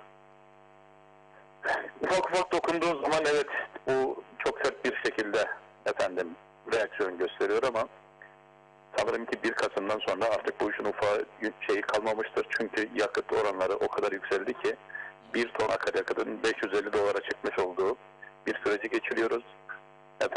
Bu mümkün değil, asla altından kalkamayız. Büyük bir kaos yaşanacağı kesin. 1 Kasım'dan sonra mı? 1 Kasım'dan sonra ister istemez belediyelerin canı biraz yanacaktır. Bunu buradan seslenmiş olayım. Lütfen mali hesaplarını çok iyi yapsınlar ve kendilerini bu zor duruma sokmasınlar. Bu işin bir daha takdislendirmesi ve bir daha yasa gücüne kararnamesini asla kurum kaldıramaz. Çünkü bir yasa gücündeki kararnameyle belediyelerin tam 100 milyonluk bir borcu silinmiştir. Ne kadar? Faizleri tabii. 100 milyon. 100 milyon tabii ki. Yani bir 100 milyonluk faiz olan borçları silinmiştir ve 10 yıllık bir periyoda 120 aya bu borçları bölünmüştür. Bir kez daha Kıptek aynı reaksiyonu yaşattırmaya kalkarsak kurumu batırmış oluruz. Bundan Bir şey dolayı söyleyeceğim size. Şimdi 100 milyonu bağışladık. Geriye kalan da 10 yıla böldük. Türk parası cinsinden değil mi bunlar? Aynen öyle. Şimdi bu geriye kalan ne kadardır ve bunları niçin ödemiyorlar size? Ne diyorlar? Şimdi bu yasa gücünde kararnamenin tamamen sözleşmelerin imzalanması hususuyla ilgili bir sürü şeyler ortaya kondu. Ama biz şimdi para yatırırsak faizimizden kesilir, işte şu olur bu olur konusu hep onları kurtaran gündem oldu. Ama 31 Ekim'den sonra böyle bir gündem artık yok. Yani aktif borçları 1 Ocak 2021 tarihinden 1 Kasım 2021 tarihine kadar olan süreçteki tüm aktif borçları ödemekle bu belediyeler mükelleftirler. Ve bunu da ödettirmek için elimizden ne geliyorsa yapacağız. Yani bundan asla bir artık geriye dönüş olmaz. Gerçekten çünkü kurum çok zor süreç geçiriyor. Akaryakıtı az önce dile getirmiştim. Çok yüksek bir meblağ haline geldi. Dünyada akaryakıt inanılmaz pahalı oldu. Ülkelerde İngiltere'de %159, Amerika'da %180, Lübnan'da %600 ve buna benzer ülkelerin hepsinde elektrik fiyatları zamlandı ama biz hala da 1.40'dan üretip 97 kuruştan satmaya devam ediyoruz. Yani böyle bir şirket en azından alacaklarını toplayabilirse bu pandemi sürecini bu şekilde atlatabilir. Aksi takdirde bunun altından kalkamayız. Yani devlet kurum ve kuruluşları artı belediyeler bu toplanması gereken parayı mutlaka ödemeleri gerekir ki bundan da tavizimiz olmayacak. Evet, yani hem 100 milyonu bağışladı kurum hem eski borçları 10 yıla böldü. Ama bu arada dedi ki 1 Ocak'tan itibaren herkes aktif borcunu ödesin. Yani ne gelirse borcu ödesin. Şimdi onu da ödemiyorlar yani demek istiyorsunuz. Aynen o şekildedir. Nasıl olsa seçim var, bir kararnamecik daha çıkarır hükümetçiğimiz derler. Ya sanmıyorum artık bu kurum bir kararnameyi artık kaldıramaz. Buna da kimse imza atamaz. Başta biz yönetim olarak buna böyle bir imza atmayacağımızı söylemek istiyorum. Yani bu kurumu bu şekilde kimsenin yıpratmaya da hakkı olamaz. Elektriği kesik belediye var mı şu anda? Şu anda yok. Çünkü müdahale ediyorlar size, öyle mi? Kestiğiniz zaman müdahale ediyorlar, yapmayın diyorlar. Yani şöyle Reşat Bey, yani devletten belediyelerin alacakları konusu hemen gündeme geliyor. Benim de işte şu anda maliyeden almam gereken şu kadar para var. Bunu yatırmadıkları için size ödeyemiyoruz. Bu işte bugün gelecek, yarın gelecek, öbürsü gün gelecek. Bağlayın yarın ödeyeceğiz. Yarın oluyor, çek gelmedi, öbürsü gün oluyor. Olmadı. Bu türde şeylerle devam ediyoruz ama 31 Ekim'e kadar gayet sabırlı bir şekilde yönetim olarak buna sabredeceğimizi söylüyoruz. Ama 31 Ekim'den sonra 1 Kasım sonrasında ise hiçbir belediye bizim önümüze ben maliyeden paramı alamadım, bana vermediler veya vatandaştan toplayamadım, emlak vergimi alamadım sözleriyle gelme şansı olmayacak. Gerçekten bizim buna çok ciddi şekilde atılmak zorunluluğumuz var. Aksi takdirde kurumu tamamen yerle bir ederiz. Rezil oluruz, akaryakıtımızı alamayız ve bu teknelik çalışamaz. Evet. Dolayısıyla 1 Kasım'a ödemedi 1 Kasım'da şalterler inecek, keseceksiniz. Hiç çalışacak bir şey yok. Yani sadece bu belediyeler değil, birçok kurum ve kuruluşlar için de aynı uygulama olacaktır. Birçok kurumun çok yüksek miktarda borçları vardır. Evet, ben kabul ediyorum, bir pandemi süreci geçiriyoruz. Devletimiz kasası çok zor günler geçiriyor, bunu da kabul ediyorum ama elektrik kurumunun Kıptek'in yapabileceği hiçbir şey yok. Yani eğer ki biz Kıbrıs Türk halkı olarak bu enerjiye ihtiyacımız varsa kuruma olan borçların ödenmek zorunlu vardır. Nasıl ki vatandaşın 469 lira sonrasında borcu varsa, anında elektriği kesiliyorsa ve ödemek için her şeyi yapıyorsa devlet kurum kuruluşları ve belediyelerin de aynı şeyi yapmak zorunlu var. Şimdi 1 Kasım ne güne düşüyor ona bakıyorum. Pazartesi mi 1 Kasım? Sanırım pazartesi olacak. Yani evet. 1 Kasım, 2 Kasım, 3 Kasım ama bu Kasım'ın ilk haftası ülkede bu konuyla ilgili bir kaos yaşanacağını söyleyebilirim ki böyle de olacaktır yani. Evet, öyle görüyorum. Ben de 1 Kasım günü ben sizi arayacağım, hatırlatacağım bu söylediklerinizi.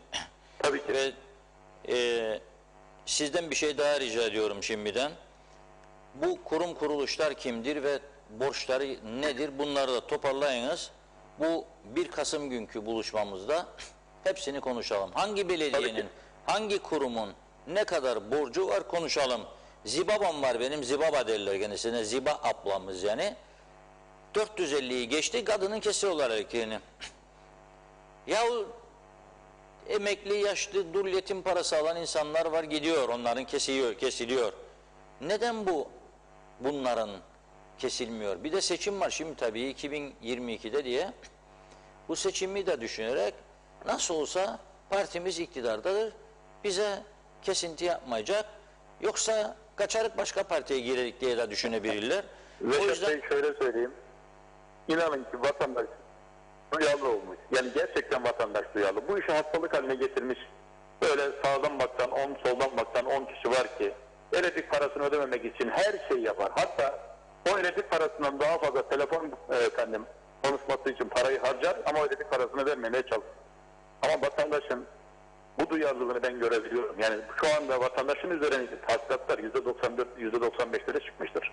Yani biz geldiğimiz vakit bu tahsilatlar %60'tı, o civardaydı. Şimdi ise %95'lere ulaşmış bir durumdadır. Hiçbir vatandaşın sorunu bize ulaştıktan sonra onu asla karanlıkta bırakmayacağız da. Sorun neyse ona çözüm bulmak için yol yöntemi neyse onu bulmaya çalışıyoruz. Ya sivil toplum kuruluşları ya ilgili bölgedeki bu işin altına kalkabilecek iyi niyetli insanlara ulaşıp borcunu kapatmanın yöntemlerine hep geleceğiz. Hatta buradaki gerçekten müdür muavinlerinden para toplayarak birçok isim öğrettiğini ödediğimiz de olmuştur. Ama vatandaş duyarlı bir şekilde vakti geldiği zaman ne sıkıntı yaşarsa yaşasın elinden elektriğini ödemek için bütün gayretini gösteriyor. Sağdan baksan 10, soldan baksan 10 hastalık haline getirmiş olan insanlar var. Bunları görebiliyorum. Yani geldim 10 aydan beri aynı isimler sürekli olarak bizimle bu diyaloglara girip elektriğini ödememek için gayretler sarf ediyor. Ama bu hastalık haline getirmiş.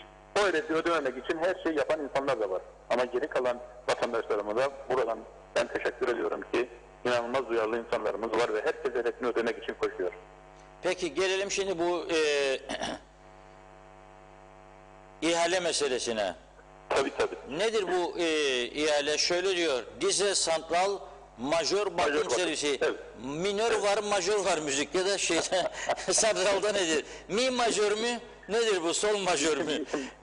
Bir de bakım servisi, yedek parça tedariki. Majör bakım dediğimiz bizim elimizdeki 8 tane size jeneratörün 12.000 saat, 24.000 saat, 36.000 saat, 48.000 saat, 60.000 saat, 72.000 saat bakımları var. Bunlara majör bakım diyoruz. Bu Vasilya firmasının üretmiş olduğu jeneratörlerin işte ortaya koymuş olduğu birinci kademe bakımı veya ikinci kademe bakımı veya üçüncü kademe bakımı gibi isimlerle kullanabiliriz.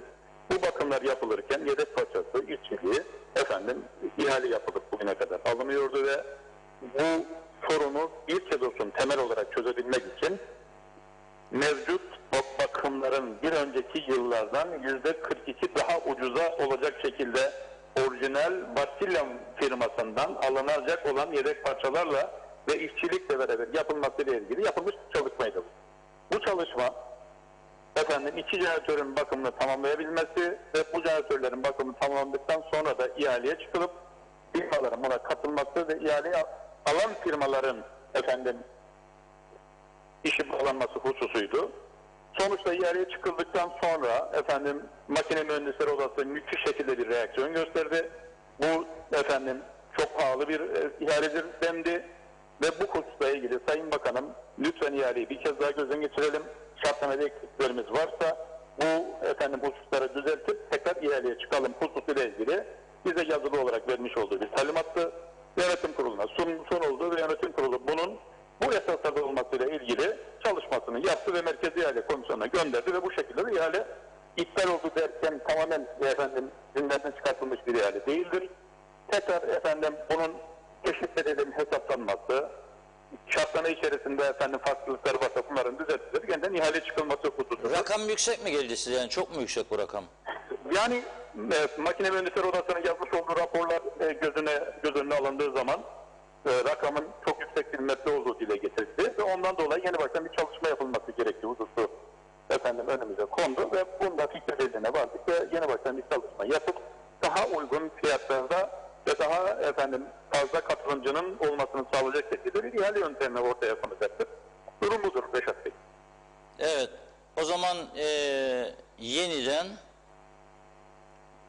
bir ihale olacak değil mi? Evet. Ve bu yeniden ihale sonrasında da belki yeni karar verilecek. Yeni bakan gelir, yeni yönetim kurulu gelir, onların kontrolünde yapılır. Hak onlara da olması gerekir, bence de öyle olması lazım.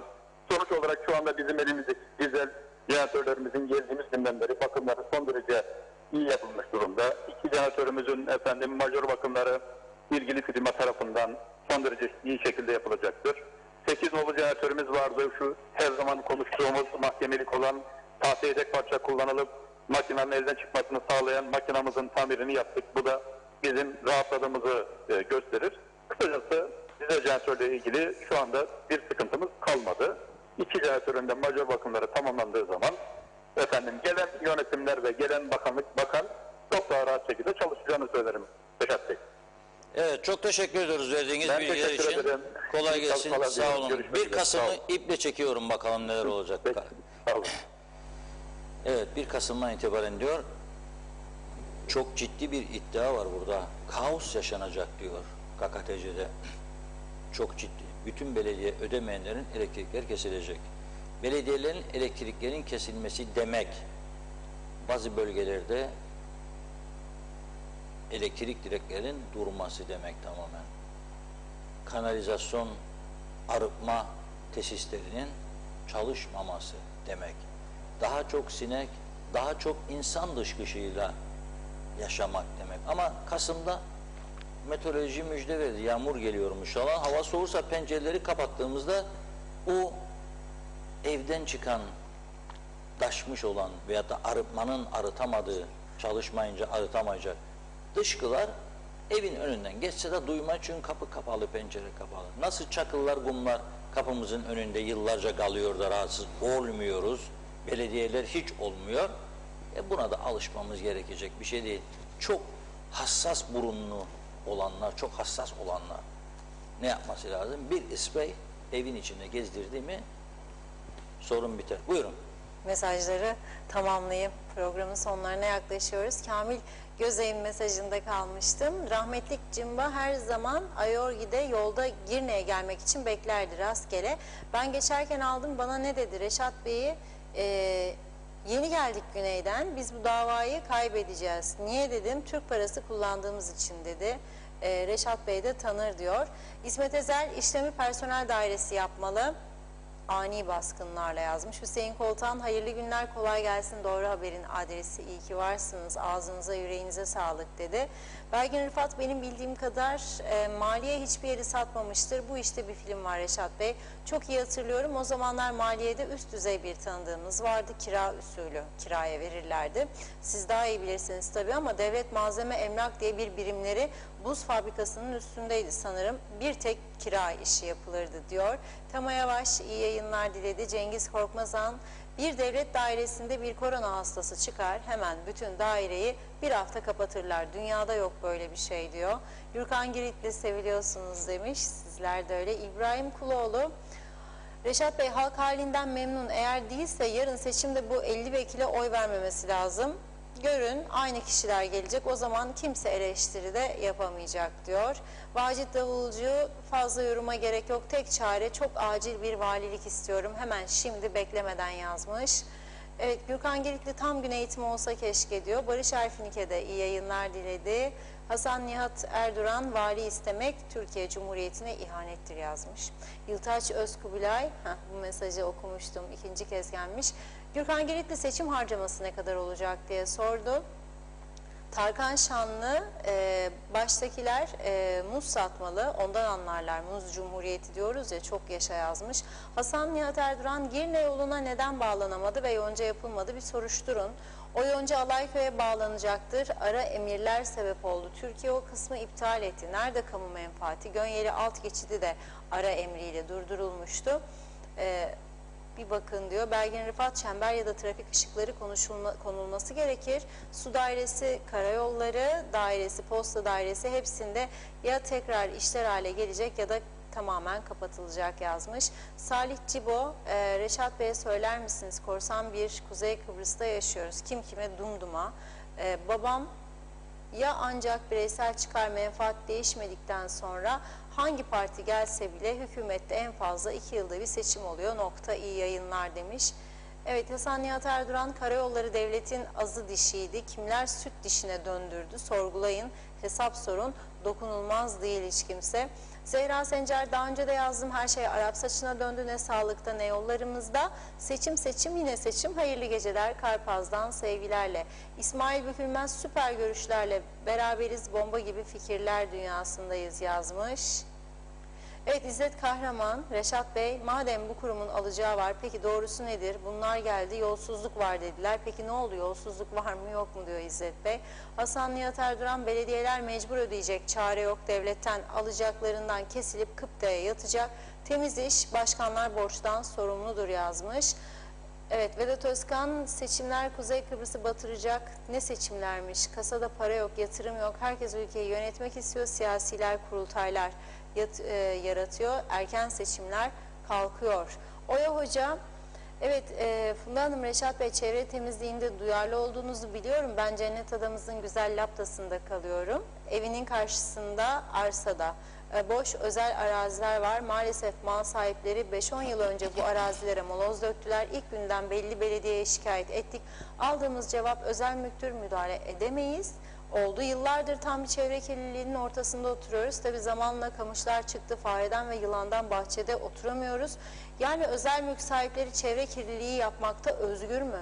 Çevre dairesi veya belediyeler bunlara herhangi bir ceza veremez mi diye soruyor. Lütfen bunları dile getirirseniz, gerekirse size fotoğraf da atabilirim demiş. Etrafımız içler acısı. Çok teşekkür eder. İyi yayınlar dilerim yazdı. Evet, bakıyorum. İsmet Ezel, borç sadece belediyelerin mi diyor. Vergi listesi gibi sıralı borç listesi açıklansın demiş. Erol Tamer Güçer, maşallah bravo yazdı. Evet, Belgin Rıfat, Reşat Bey, elektrik faturası gibi faiz alırlarsa tabii ki kimse ödeyemez. Borcunu boşuna, dünyada elektrik fiyatları arttı demesin. Ben Londra'da yaşıyorum, 16 yıldır haftalık bir kişi 10 sterlin, yazda 7 sterlin gibi bir elektrik yakıyorum demiş. Kardeşimin evinde de her türlü alet var. Yine o da benzer 350-400 arası ödeme yapar demiş. Yaz kış farkı ama Kıbrıs'ta maalesef bir istikrar yok ve çekilen elektrik kesintileri de cabası dedi. Elektrik dairesi kendi çalışanlarını her türlü ihya ediyor. Sendikacıları tabii ki özelleştirmeyi istemiyor. Nerede bulacaklar böyle avantajı demiş ya da avantajı diyor. Evet, bakıyorum Çağatay Donlar, izin vermeyeceğim, hafta sonum zehir olsun demiş. Nazime Hanım, evet mesaj kayboldu. İlk sırada gelmişti mesajınız. İyi hafta sonu dilerim demiş. Londra'dan selamlar, sevgiler. Bizden de size gelsin. Bakıyorum. Evet, İsmet Ezel, belediyeden kesilen parayı maliyeye, kıptaya yatırır mı acaba demiş. Ve son mesaj Belgin Rıfat, çoktandır çalmadığınız bir Arap saçı çalalım mı acaba müzik editörümüz demiş. İsterseniz yeni makamlar da yaratabilirsiniz diyorum ve bugünlük mesajları burada noktalıyorum. Sözü Reşat Bey'e bırakayım. Evet, şimdi fotoğrafın gitmesini bekliyorum rejideki arkadaşa. Biraz ağır gidiyor. Son dakika haberi var. İngiltere tabii son günlerde ciddi sıkıntılar yaşıyor. Programın başında İngiltere'den bahsetmiştim. Öyle başladım, programı öyle bitireceğim. Ama fotoğraf gidiyor, gitsin. Hemen ona geçeceğim. En son konu olarak onu kapatacağız. Onun öncesinde TRT'nin bir dizisi vardı biliyorsunuz Kıbrıs'la ilgili. Şimdi bu akşam saat 20'de TRT1 ekranlarında Kıbrıs Zafer'e Doğru dizinin bu yeni bölümü var. Saat 20'de TRT ekranlarında bu gördüğünüz bugün Diyalog Gazetesi'nin arka kapağında yayınlanan TRT'nin reklamı, bir iki gazetede daha yayınlandı bu reklam arka kapakta. TRT bu dizinin Zafer'e Doğru bölümünü bu akşam saat 20'de başlatıyor. Ben de merak ediyorum, izleyeceğim bakalım fotoğraf. Neyse, az önce gerçekleşen bir olay, İngiltere'den yeni daha düştüğü internet haberlerine, İngiliz sitelerine. Muhafazakar Parti'den milletvekili Sir David Avers bir saldırı sonucunda hayatını kaybetmiş. Polis, evet geldi işte bak, böyle çalışıyoruz gördüğünüz gibi. Polis, kaldıralım çünkü BBC'nin şeyi var, bize bir de daha okumasınlar. Polis bir kişiyi şüpheli olarak saldırgan olduğuna inanılan bir kişiyi tutuklamış. Programın başında İngiltere 8.000 tane kasap arıyor demiştik. Oturma izni verecek. 120.000 civarında domuzun kesim beklediğini duyurmuşlardı. Tabii şimdi Christmas'a doğru da gidiyor İngiltere. Et tüketimi çok artıyor. Bunun dışında İngiltere'de bir süredir akaryakıt krizi yaşanıyor. Ve bunun dışında İngiltere'de ne oluyor? Marketlerde kriz var, kriz. Bugün bir bayanla karşılaştım. İngiltere'den yeni döndüğünü söyledi. Dedi ki, raflar boş dedi.